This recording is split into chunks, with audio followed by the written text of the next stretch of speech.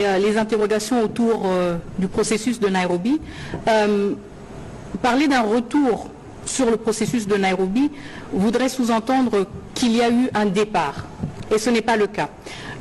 On a plutôt privilégié le processus de Luanda. Pourquoi? Parce qu'il s'agissait de la question de la présence des forces armées rwandaises sur le territoire national congolais et sur l'urgence justement de rétablir l'intégrité territoriale de la République démocratique du Congo.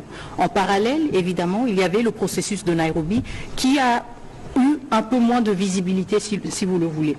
Ce qui est important, c'est que maintenant, le président Uhuru Kenyatta est à nouveau mobilisé et en échange direct avec le président Tshisekedi, mais aussi avec le président Lorenzo. Pourquoi? Parce que la question des groupes armés locaux et des passerelles, si vous voulez, entre le combat armé et la vie civile est de plus en plus importante pour la République démocratique du Congo et que nous voulons mettre l'emphase là-dessus. En même temps, c'est aussi une manière de clarifier et de signaler de manière très transparente que le M23 a une occasion, une opportunité et une voie d'issue de ce combat militaire, de ce combat armé.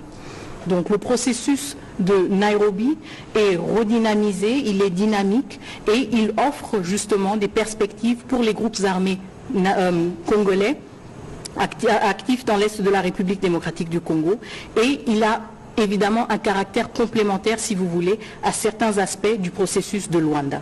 Et donc nous nous réjouissons aussi du fait que le président Kenyatta était présent à Luanda, parce que ça nous montre aussi que ces deux présidents, le président Lorenzo et le président Kenyatta, sont mobilisés et sont prêts à travailler ensemble pour des solutions durables et une fin durable à la crise en République démocratique du Congo.